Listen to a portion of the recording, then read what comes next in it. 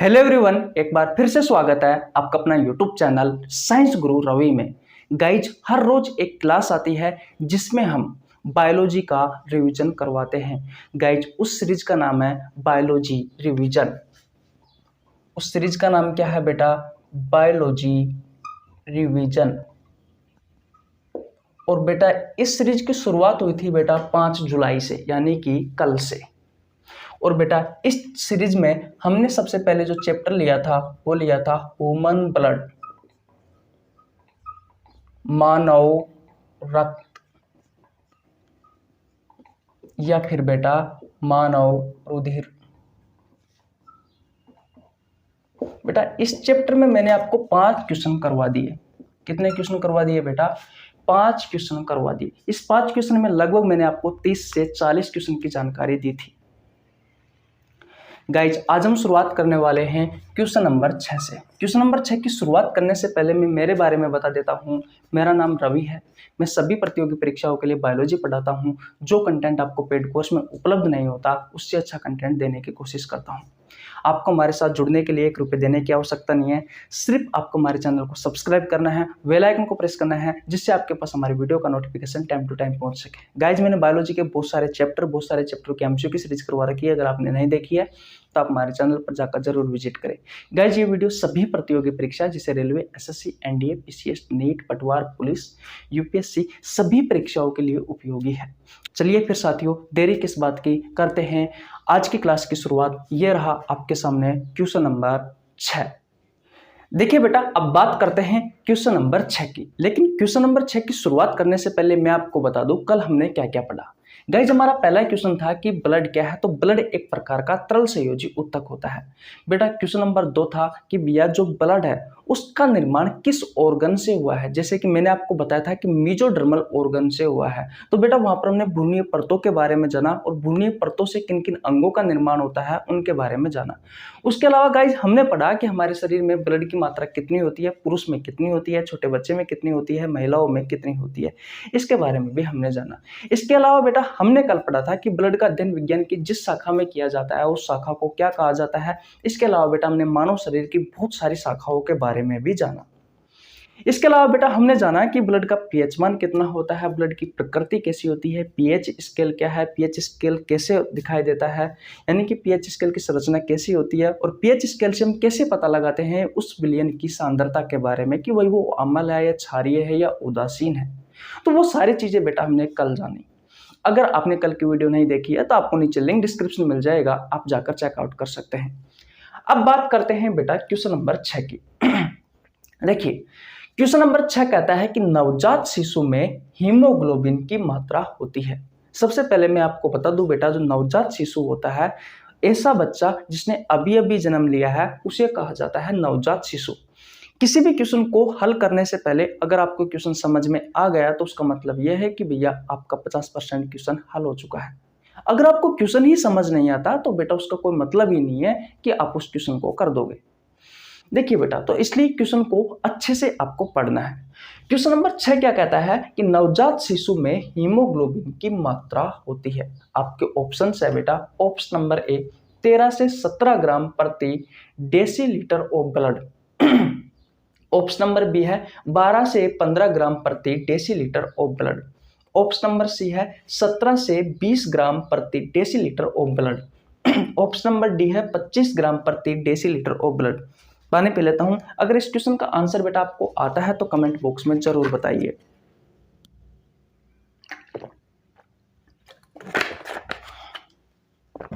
बोलो बेटा, क्या इस क्वेश्चन का आंसर आया आपको? देखिए, इस क्वेश्चन का जो राइट आंसर होगा बेटा वो होगा ऑप्शन नंबर सी, 17 से 20 ग्राम होता है बेटा प्रत्येक डेसीलीटर ब्लड में। अब बात आती है कि ये डेसीलीटर क्या है, तो मैं आपको बता दूं बेटा, 1 लीटर का 10वां भाग होता है। कौन? ये भैया डेसीलीटर।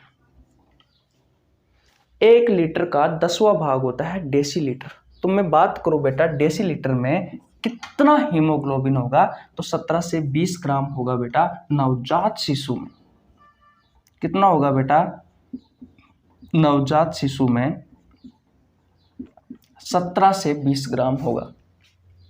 पुरुष की बात करें बेटा, अगर हम पुरुष की बात करें तो कितना होता है, 13 से 17 ग्राम प्रति डेसीलीटर ऑफ ब्लड, यानी कि प्रत्येक डेसीलीटर ब्लड में 13 से 17 ग्राम होता है बेटा पुरुष में हीमोग्लोबिन। और महिला में बात करें कि भाई महिला में कितना होगा, तो देख लीजिए प्रत्येक डेसीलीटर ब्लड में बेटा 12 से 15 ग्राम होता है। अब यहाँ पे आपको दिखाई दे रहा है कि भैया पुरुष में थोड़ा ज़्यादा होता है, महिलाओं में थोड़ा कम क्यों होता है। बेटा मैंने कल आपको बहुत अच्छे से पढ़ाया था कि जो पुरुषों में ब्लड होता है बेटा वो महिलाओं की तुलना में ज़्यादा होता है। अगर बेटा ब्लड ज़्यादा है तो आरबीसी की संख्या भी ज़्यादा होगी और आरबीसी में ही बेटा ये हीमोग्लोबिन पाया जाता है, ये रीजन होता है। अब ब्लड ज़्यादा क्यों होता है तो उसका रीजन मैंने आपको कल बताया था। बोलो बेटा क्या इतनी कहानी आपको समझ में आ गई। अगर बेटा ऑप्शन यहाँ पर डेसीलीटर में ना आए तो किस तरीके से आ सकते हैं वो देखिए। ये चीज आपको समझ में आ गई कि भैया 1 लीटर का 10वां भाग होता है कौन, डेसीलीटर।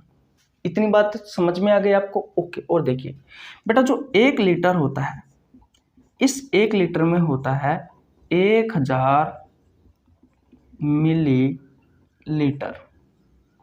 कितना होता है बेटा, 1000 मिलीलीटर होता है। अगर मैं इस 1000 मिलीलीटर का 10वां भाग निकालूं यानी कि 10% निकालो तो 10/100, 2 से 2 जीरो गई, बचा कितना 10 9 का 100, यानी कि भैया 100 आ गया, 100 मिलीलीटर आ गया। यहाँ पे क्या आएगा, मिलीलीटर ml लिख सकता हूँ। तो मैं ये लिख सकता हूँ बेटा कि जो पुरुष होता है उस पुरुष में 13 से 17 ग्राम प्रत्येक 100 ml ऑफ ब्लड, यानी कि प्रत्येक 100 ml ब्लड में बेटा 13 से 17 ग्राम क्या होगा, हीमोग्लोबिन होगा पुरुष में। मैं ऑप्शन ए से भी लिख सकता हूं। अगर मैं महिलाओं की बात करूं बेटा तो महिला में कितना है, महिला में बेटा 12 से 15 ग्राम है। महिला में 12 से 15 ग्राम है बेटा प्रत्येक 100 ml ऑफ ब्लड, यानी कि प्रत्येक 100 ml ब्लड में।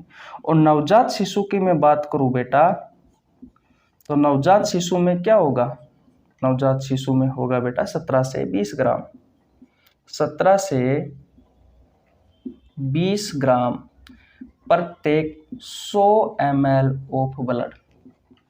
एक ही बात है बेटा, चाहे मैं डेसीलीटर लिख दूं चाहे ml लिख दूं, ये डेसीलीटर भी बेटा 1 लीटर का 10वां भाग है और ये 100 ml ब्लड भी बेटा 1 लीटर का 10वां वाला भाग है। तो आपके ऑप्शन कुछ इस तरीके से भी आ सकते हैं, इस तरीके से भी आ सकते हैं, इस तरीके से भी आ सकते हैं, ऐसे भी आ सकते हैं। तो कंफ्यूज नहीं होना है, आपको बातें समझनी है बेटा कि भैया हमारे शरीर में हीमोग्लोबिन की मात्रा कितनी होती है। पुरुष के बारे में पूछा जाए तो 13 से 17 ग्राम होती है प्रत्येक डेसीलीटर ऑफ ब्लड में, प्रत्येक 100 ml ब्लड में। और बेटा महिलाओं में बात की जाए तो 12 से 15 ग्राम होती है, नवजात शिशु में बात की जाए तो 17 से 20 ग्राम होती है। तो क्वेश्चन नंबर 6 आपको बहुत अच्छे से समझ में आया। ओके बेटा, आशा करता हूँ बहुत अच्छे से समझ में आ गया होगा। अब चलते हैं गाइज नेक्स्ट क्वेश्चन की ओर। अगर आपने स्क्रीनशॉट नहीं लिया है तो स्क्रीनशॉट ले लीजिए, ले लिया स्क्रीनशॉट। ओके भैया, अब चलते हैं नेक्स्ट क्वेश्चन की ओर। देखिए बेटा, अब बात करते हैं क्वेश्चन नंबर 7 की। बहुत अच्छा क्वेश्चन है। यहाँ से भैया रेलवे में बहुत सारे क्वेश्चन पूछे गए हैं और वो सभी क्वेश्चन जो पूछे गए हैं वो इस क्वेश्चन में मैं आपको क्लियर करवाने वाला हूँ। ये समझ लीजिए बेटा, एक तो लास्ट वाला क्वेश्चन इस वीडियो का और एक ये क्वेश्चन इस वीडियो के लिए रामबाण साबित होने वाले, यानी कि इस वीडियो की जड़ है बेटा ये क्वेश्चन। दोनों को मिस मत करना बेटा, बहुत अच्छा कंटेंट आपको मिलेगा। क्वेश्चन नंबर 7 कहता है कि हमारे ब्लड का लाल रंग किस वर्णक के कारण होता है। आपके ऑप्शन है बेटा, ऑप्शन नंबर ए हीमोग्लोबिन वर्णक, ऑप्शन नंबर बी है बेटा हीमोसाइनिन वर्णक, ऑप्शन नंबर सी है हीमोलिम्फ वर्णक और ऑप्शन नंबर डी है बेटा कोई नहीं। गाइज इस क्वेश्चन का आंसर अगर आपको पता है तो आप कमेंट बॉक्स में बता सकते हो। देखिए बेटा, इस क्वेश्चन का जो राइट आंसर होगा वो होगा ऑप्शन नंबर ए हीमोग्लोबिन वर्णक। बेटा हीमोग्लोबिन जो वर्णक होता है इसी के कारण हमारा ब्लड का रंग लाल होता है। ऐसा क्यों होता है? देखिए बेटा, सबसे पहले बात करते हैं हम हीमोग्लोबिन की। तो हीमोग्लोबिन को एच भी लिखते हैं शॉर्ट फॉर्म में। इसका स्वयं का रंग अगर आपसे एग्जाम में पूछा जाए, एक बार पूछा भी गया है, तो इसका स्वयं का रंग बैंगनी होता है बेटा। जो हीमोग्लोबिन होता है बेटा, अगर आप इसको टुकड़ा करके देखोगे तो हीमोग्लोबिन यानी कि बेटा इसमें दो चीज है, एक है हीम और एक है ग्लोबिन। एक है बेटा हीम और एक है ग्लोबिन। यहां पर बेटा जो ग्लोबिन है ये एक प्रोटीन है जो कि हीमोग्लोबिन में 95% की मात्रा में होती है, और हीम यहां पर एक पिगमेंट है, एक वर्णक है। ये सिर्फ 5% की मात्रा में होता है। और बेटा आप सभी को पता है जो वर्णक होते हैं, जो पिगमेंट होते हैं, वो रंग देने में सहायक होते हैं। ये जो पिगमेंट होता है बेटा हीम, इसमें आयरन कंपाउंड होते हैं। क्या होते हैं? आयरन कंपाउंड होते हैं। लोहे से बने हुए यौगिक होते हैं, जैसे कि Fe+2, Fe+3, ये कंपाउंड आपको देखने को मिलते हैं। और आपको पता है बेटा, एक एग्जांपल देता हूं, बरसात के दिनों में अगर लोहा होता है बेटा, लोहे की कोई छड़ या लोहे का कोई भी रख लीजिए आप, अगर बाहर पटक देते हो, थोड़े दिनों के लिए घर से बाहर पटक देते हो बरसात के दिनों में, तो बेटा उस लोहे पर जंग लग जाता है। ऐसा क्यों होता है? क्योंकि वो लोहा जब पानी और ऑक्सीजन के संपर्क में आता है बेटा, तो उस पर जंग लग जाता है और वो लाल रंग का दिखाई देने लग जाता है।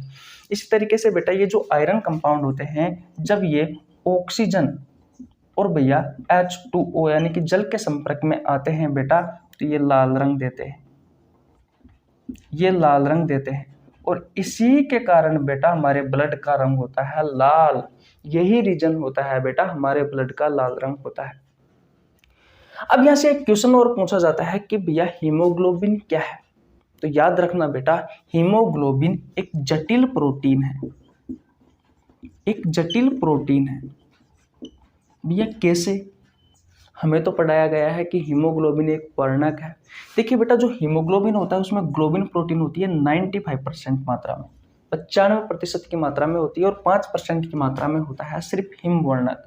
तो 95% ज्यादा है, 5% तो बहुत कम है, नेगेटिव ना के बराबर है इस 95% के सामने। इसलिए बेटा 95% इसमें ग्लोबिन प्रोटीन होने के कारण इसे माना गया है बेटा एक जटिल प्रोटीन। आप हीमोग्लोबिन को एक वर्णक भी कह सकते हो। बोलो, क्या ये चीज आपको समझ में आई? ओके भैया, तो अब आपको समझ में आ गया होगा कि हमारा ब्लड का लाल रंग किस वर्णक के कारण होता है?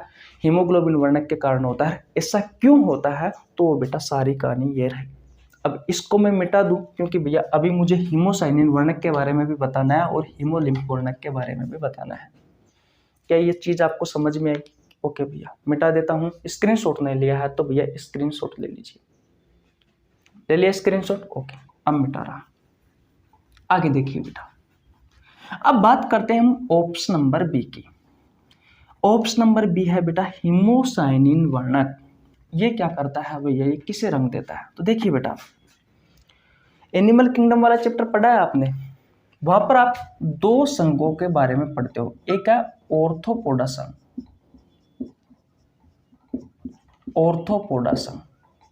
और एक होता है बेटा मोलस्का संघ। बेटा इस ऑर्थोपोडा संघ और मोलस्का संघ से रेलवे में ना जाने कितने क्वेश्चन आए हैं और आगे भी ना जाने कितने क्वेश्चन आएंगे। इनकी एक एक लाइन याद कर लेना बेटा, बहुत सारे क्वेश्चन पूछे जाते हैं। मैं आपको बता दूं बेटा, जो ऑर्थोपोडा संघ है ये जंतु जगत का सबसे बड़ा संघ है। ये जंतु जगत का सबसे बड़ा संघ है। और बेटा ये जो मोलस्का संघ है ये जंतु जगत का दूसरा सबसे बड़ा संघ है। रेलवे में बहुत बार आपसे क्वेश्चन पूछा गया है कि जंतु जगत का सबसे बड़ा संघ कौन सा है? तो ऑर्थोपोडा है। ये लाइन इंपॉर्टेंट है, मैंने कहा था ना बेटा, इसकी एक एक लाइन बहुत ज्यादा इंपॉर्टेंट है। मोलस्का संघ बेटा जंतु जगत का दूसरा सबसे बड़ा संघ है। ये भी इंपॉर्टेंट है, ये भी आपसे क्वेश्चन पूछा गया है। मैं आपको बता दूं बेटा, ऑर्थोपोडा संघ और मोलस्का संघ के जो जीव होते हैं उनका ब्लड का रंग नीला होता है। ऑर्थोपोडा संघ की अगर मैं बात करूं बेटा, तो जैसे कि मक्खी, मच्छर, तितली, कॉकरोच, कीट, जितने भी बेटा छोटे मोटे जो कीट है वो सभी बेटा ऑर्थोपोडा संघ में आते हैं। मोलस्का संघ के एग्जाम्पल बेटा इंपॉर्टेंट है, इस बात का आपको ध्यान रखना है। ऑक्टोपस, सीप, घोंगा, ये एग्जाम्पल ना जाने बेटा कितनी एग्जामों में आए हुए हैं। रेलवे की हर शिफ्ट में पूछे जाने वाले क्वेश्चन है बेटा मोलस्का संघ के उदाहरण। बेटा ऑर्थोपोडा संघ और मोलस्का संघ के जो प्राणी है, जो जीव है बेटा, उनका ब्लड का रंग कैसा होता है? उनके ब्लड का रंग होता है बेटा नीला। इनके ब्लड का रंग कैसा होता है? नीला होता है। कैसा होता है बेटा? नीला होता है। किस वर्णक के कारण होता है अगर ये पूछा जाए तो बेटा हीमोसाइनिन वर्णक के कारण होता है। लेकिन यहाँ पर अपवाद है भैया एक, और वो अपवाद क्या है? वो अपवाद है बेटा कॉकरोच। आपके घरों में आसानी से मिल जाता है बेटा कॉकरोच। कभी कॉकरोच को देखने का मौका मिले तो उसे उल्टा करके देखना। आपको एक पानी जैसा पदार्थ ऊपर से नीचे, नीचे से ऊपर, ऊपर से नीचे, नीचे से ऊपर, ऐसा आपको दिखाई देगा। वो क्या है बेटा? वो उसका ब्लड है भैया। और उसका ब्लड कैसा होता है? उसका ब्लड होता है रंगहीन, या आप कह सकते हो बेटा कि सफेद होता है। और किस वर्णक के कारण होता है? तो बेटा हीमोलिम्फ वर्णक के कारण होता है। किस वर्णक के कारण होता है बेटा? तो हीमोलिम्फ वर्णक के कारण होता है। बोलो, क्या कहानी आपको समझ में आई बेटा? मैंने क्या कहा, एक बार और रिवीजन करवाता हूँ। हम बात कर रहे हैं बेटा हीमोग्लोबिन के बारे में। मैंने आपको बता दिया कि हमारे ब्लड का जो लाल रंग होता है वो हीमोग्लोबिन वर्णक के कारण होता है। ऐसा क्यों होता है वो मैंने आपको बहुत अच्छे से बताया। अब बात करते हैं हीमोसाइनिन वर्णक की और हीमोलिम्फ वर्णक की। तो जो हीमोसाइनिन वर्णक है बेटा, ये ऑर्थोपोडा संघ और मोलस्का संघ के जो प्राणी है उनका ब्लड का रंग नीला होता है, और वो हीमोसाइनिन वर्णक की वजह से ही होता है। ऑर्थोपोडा संघ में आता है कॉकरोच। इसका एक अपवाद है भैया कॉकरोच। ये इस कॉकरोच का ब्लड का जो रंग होता है वो रंगहीन या सफेद होता है। वो किसके कारण होता है? इस हीमोलिम्फ वर्णक के कारण होता है। बेटा इस क्वेश्चन की प्रत्येक लाइन से जो मेरे द्वारा बोली गई है, मेरे द्वारा बताई गई है, वो सभी लाइन एक एक इम्पोर्टेंट है और आपके प्रतियोगी परीक्षाओं में डायरेक्ट पूछी जाती है। तो आशा करता हूं बेटा ये क्वेश्चन भी आपको बहुत अच्छे से समझ में आ गया होगा। अगर आ गया है तो स्क्रीनशॉट ले लीजिए। अब चलते हैं बेटा नेक्स्ट क्वेश्चन की ओर, क्वेश्चन नंबर 8 की ओर। चले भैया, ओके। देखिए बेटा, अब बात करते हैं क्वेश्चन नंबर 8 की। ये भी बहुत अच्छा क्वेश्चन है बेटा, पता होना चाहिए आपको। क्वेश्चन नंबर 8 क्या कहता है कि हमारे शरीर में ब्लड का निर्माण होता है। यानी कि बेटा आपके शरीर में ब्लड का निर्माण होता कहाँ है? भाई हम खाना ही तो खाते हैं, ब्लड थोड़ी ना खाते हैं। हमारे शरीर में ही ब्लड का निर्माण होता है। होता कहाँ है बेटा? ये आपसे क्वेश्चन पूछा है। तो आपके ऑप्शन है, option number A bone marrow अस्थि मज्जा, ऑप्शन नंबर बी है लीवर यकृत, ऑप्शन नंबर सी है लाल अस्थि मज्जा, ऑप्शन नंबर डी है भैया पीली अस्थि मज्जा। गाइज अगर इस क्वेश्चन का आंसर आपको पता है तो आप कमेंट बॉक्स में बता सकते हो। देखिए बेटा, इस क्वेश्चन का जो राइट आंसर होगा वो होगा option number A bone marrow, यानी कि अस्थि मज्जा। जो अस्थि मज्जा होता है बेटा, इसी में ही हमारे शरीर में ब्लड का निर्माण होता है। अब बात आती है कि ये अस्थि मज्जा होता कहाँ है। वो देखिए बेटा, आपकी जो हड्डियां होती है, आपने देखा होगा कुत्ते के मुंह में कुछ इस तरीके की हड्डी दिखाई देती है। इन हड्डियों के बीच में बेटा एक खोखला भाग होता है, और ये खोखला भाग आपको बड़ी बड़ी हड्डियों में देखने को मिलता है। अगर आपके शरीर में 206 हड्डी है तो बेटा लगभग 170 से 180 हड्डियों में ये बोन मेरो आपको देखने को मिलेगा। ये बोन मेरो आपको देखने को मिलेगा। बेटा ये जो खोखला भाग होता है, इसमें एक पदार्थ होता है, और उस पदार्थ को क्या कहा जाता है? उस पदार्थ को कहा जाता है बेटा बोन मेरो। उस पदार्थ को बेटा कहा जाता है बोन मेरो। और इसी बोन मेरो में बेटा किसका निर्माण होता है? इसी बोन मेरो में बेटा ब्लड का निर्माण होता है। अब ये बोन मेरो दो प्रकार का होता है। एक होता है बेटा red bone marrow, red bone marrow यानी कि लाल अस्थि मज्जा, लाल अस्थि मज्जा। और एक होता है बेटा येलो बोन मेरो यानी कि पीली अस्थि मज्जा, पीली अस्थि मज्जा। और बेटा जो लाल अस्थि मज्जा होती है इसमें निर्माण होता है आरबीसी का, रेड ब्लड सेल का। और जो येलो बोन मेरो है बेटा इसमें निर्माण होता है डब्ल्यूबीसी का, ब्लड प्लेटलेट्स का,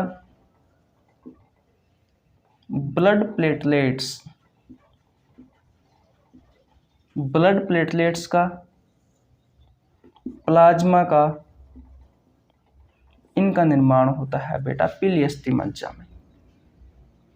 आया कुछ समझ में? लाल अस्थि मज्जा में किसका निर्माण होता है? आरबीसी का। और पीली अस्थि मज्जा में डब्ल्यूबीसी, ब्लड प्लेटलेट्स, प्लाज्मा। अगर आपको नहीं पता बेटा कि RBC, WBC, blood platelets, plasma क्या है, मैं आपको बता दूं बेटा ये ब्लड के भाग है। आगे हम आपको पढ़ाएंगे। और अगर आपने ब्लड वाला चैप्टर नहीं देखा है तो आपको नीचे लिंक डिस्क्रिप्शन में मिल जाएगा, आप जाकर चेकआउट कर लेना भैया। आरबीसी, डब्ल्यूबीसी, ब्लड प्लेटलेट्स ये सेल है बेटा जो कि ब्लड में 45% की मात्रा में पाई जाती है। और प्लाज्मा बेटा एक हल्का क्षारीय रंग का, हल्का पीला क्षारीय रंग का एक द्रव है बेटा जो कि ब्लड में 55% की मात्रा में पाया जाता है। इसके बारे में भी हम आपको पढ़ाएंगे। तो ये ब्लड का भाग है बेटा। तो कहने का मतलब हमें ओवरऑल ये समझ में आया कि भैया हड्डियों में जो खोखला वाला भाग है इसमें एक पदार्थ होता है जिसे कहा जाता है बोन मेरो। और इसी बोन मेरो में बेटा हमारे ब्लड का निर्माण होता है। इतनी बात आपको समझ में आ गई। लेकिन बेटा हमारे दिमाग में एक क्वेश्चन आता है कि भैया जब हम माँ के पेट में होते हैं, गर्भाशय में होते हैं, तो उस समय तो हमारे शरीर में बड़ी बड़ी अस्थियां होती ही नहीं है। आप कह रहे हो कि 206 में से 170 180 ऐसी हड्डियां हैं हमारे शरीर में जो बड़ी बड़ी, जिनमें ही बेटा बोन मेरो पाया जाता है। तो जब हम छोटे थे या फिर माँ के पेट में थे, नवजात शिशु कह सकते हो आप, वहां तो ये इतनी बड़ी बड़ी अस्थियां होती नहीं है। तो वहां पर ब्लड का निर्माण कहाँ होता है? तो मैं आपको बता दूं बेटा, आपका जो लीवर, जो यकृत होता है, जो नवजात शिशु होता है, या फिर आप कह सकते हो कि जब आप भ्रूणीय अवस्था में होते हो, भ्रूणीय अवस्था में होते हो, उस समय बेटा आपके शरीर में जो ब्लड का निर्माण होता है वो लीवर में होता है, यकृत में होता है। बोलो बेटा कि क्वेश्चन समझ में आया आपको? किसी को कोई परेशानी? आरबीसी का निर्माण कहाँ होता है? लाल अस्थि मज्जा में। डब्ल्यूबीसी का निर्माण कहाँ होता है? पीली अस्थि मज्जा में। ब्लड प्लेटलेट्स का निर्माण कहाँ होता है? रक्त विमाणु का, पीली अस्थि मज्जा में। प्लाज्मा का निर्माण कहाँ होता है? पीली अस्थि मज्जा में। ओवरऑल कहूँ तो ब्लड का निर्माण कहाँ होता है? तो हड्डियों में। हड्डियों में कहाँ होता है? बोन मेरो में होता है। और जब आप छोटे थे, भ्रूणीय अवस्था में थे या नवजात शिशु थे, उस समय भैया ब्लड का निर्माण कहाँ होता है? आपके लीवर में होता है, आपके यकृत में होता है, आपके जिगर में होता है। किसी को कोई परेशानी? बेटा 3 क्वेश्चनों में आपको अब तक कोई परेशानी है क्या? नहीं होनी चाहिए। मैं हर क्वेश्चन को बेटा आपको खोल खोल कर बता रहा हूँ, बहुत अच्छी अच्छी जानकारी उपलब्ध करा रहा हूँ। लगभग एक क्वेश्चन में देखोगे तो 4 से 6 क्वेश्चन, 7 क्वेश्चन, 8 क्वेश्चन आपको देखने को मिल रहे हैं। तो आशा करता हूँ बेटा क्वेश्चन नंबर 8 आपको बहुत अच्छे से समझ में आ गया होगा। अगर आपने स्क्रीनशॉट नहीं लिया तो स्क्रीनशॉट ले लीजिए। अब चलते हैं नेक्स्ट क्वेश्चन की ओर। देखिए बेटा, अब बात करते हैं हम क्वेश्चन नंबर 9 की। ये भी बहुत अच्छा क्वेश्चन है बेटा, रेलवे में ना जाने कितनी बार आपसे पूछा गया है। रेलवे ग्रुप डी का तो ये समझ लीजिए बेटा ये क्वेश्चन फेवरेट क्वेश्चन है। क्वेश्चन नंबर 9 आपसे पूछा गया है कि एक हीमोग्लोबिन का अणु अपने साथ कितने ऑक्सीजन के अणुओं को जोड़कर ले जाता है? गाइज आपके ऑप्शंस है, ऑप्शन नंबर ए 4 ऑक्सीजन के अणुओं को, ऑप्शन नंबर बी है 8 ऑक्सीजन के अणुओं को, ऑप्शन नंबर सी है 16 ऑक्सीजन के अणुओं को, और ऑप्शन नंबर डी है 32 ऑक्सीजन के अणुओं को। गाइज इस क्वेश्चन का आंसर अगर आपको पता है तो आप कमेंट बॉक्स में बता सकते हो। देखिए बेटा इस क्वेश्चन का जो राइट आंसर होगा वो होगा ऑप्शन नंबर ए 4 ऑक्सीजन के अणुओं को। सबसे पहले मैं आपको बता दूं बेटा कि हीमोग्लोबिन का कार्य क्या है। इस हीमोग्लोबिन को हम HB से लिखते हैं, इस बात का आपको ध्यान रखना है। हीमोग्लोबिन का कार्य क्या है बेटा? ऑक्सीजन का परिवहन। ये ऑक्सीजन का परिवहन करवाता है बेटा, ऑक्सीजन का परिवहन करवाता है। देखिए हमारे फेफड़ों के पास बेटा जो ऑक्सीजन होती है, हमारे फेफड़ों के पास उपस्थित ऑक्सीजन को, हमारे फेफड़ों के पास उपस्थित ऑक्सीजन को शरीर की प्रत्येक कोशिका तक पहुंचाने का कार्य करता है। शरीर की प्रत्येक कोशिका तक पहुंचाने का कार्य करता है। प्रत्येक कोशिका तक पहुंचाने का कार्य करता है, कार्य करता है। देखिए बेटा हीमोग्लोबिन का कार्य क्या है? ऑक्सीजन का परिवहन, यानी कि आपके फेफड़ों में उपस्थित जो ऑक्सीजन है बेटा, उस ऑक्सीजन को ये हीमोग्लोबिन, और हीमोग्लोबिन का एक अणु अपने साथ 4 ऑक्सीजन के अणुओं को लेकर के जाता है। इस ऑक्सीजन को शरीर की प्रत्येक कोशिकाओं तक पहुंचाने का कार्य करता है। बेटा जो हीमोग्लोबिन होता है वो श्वसन में भी सहायक होता है। अब किस तरीके से सहायक होता है? श्वसन में सहायक होता है। अगर आपने कोशिका वाला चैप्टर पढ़ा है तो आपको पता होगा बेटा, आपकी जो सेल होती है, आपकी जो कोशिका होती है, उन कोशिकाओं के पास क्या होता है? उन कोशिकाओं के पास होता है ग्लूकोज C6H12O6। ये होता है बेटा ग्लूकोज, और इस ग्लूकोज को ऑक्सीजन की उपस्थिति में तोड़ा जाता है। कार्बन डाइऑक्साइड, जल और बेटा एटीपी, हमारे शरीर में जो ऊर्जा बनती है बेटा वो एटीपी के रूप में बनती है। इस एटीपी का पूरा नाम होता है एडेनोसिन ट्राइफॉस्फेट। और ये जो सारी क्रिया होती है बेटा ये माइटोकॉन्ड्रिया में होती है। तो मुझे ये बताओ बेटा, क्या श्वसन में सहायक हुआ या नहीं हुआ? हीमोग्लोबिन हुआ ना। अब इतना तो आपको पता है बेटा। अगर फिर भी आपके दिमाग से परे है ये सारी बातें, तो बेटा आपको जरूरत है पढ़ने की, आपको पढ़ना पड़ेगा। बायोलॉजी नहीं समझ में आती है तो हमारे साथ जुड़िए बेटा, हम आसान भाषा में आपको बहुत अच्छे से समझाते हैं, बहुत अच्छे से। तो बोलो बेटा, यहां तक कोई परेशानी किसी को नहीं होनी चाहिए भैया, नहीं होनी चाहिए। तो आशा करता हूं ये क्वेश्चन आपको समझ में आ गया होगा। एक हीमोग्लोबिन का अणु बेटा अपने साथ में कितने ऑक्सीजन के अणुओं को लेकर के जाता है? 4 ऑक्सीजन के अणुओं को लेकर के जाता है। इस बात का आपको ध्यान रखना है बेटा। 1 2 3 4, ये एक हीमोग्लोबिन का अणु रहा। अब तो आ गया समझ में। इसका कार्य क्या है? ऑक्सीजन का परिवहन करवाना, फेफड़ों के पास उपस्थित जो ऑक्सीजन है बेटा उसे शरीर की प्रत्येक कोशिका तक पहुंचाना। और कोशिकाओं में जाकर के ऑक्सीजन क्या करता है? ग्लूकोज को तोड़ता है, कार्बन डाइऑक्साइड जल और ऊर्जा का निर्माण करता है बेटा। इतनी बात क्लियर? ओके।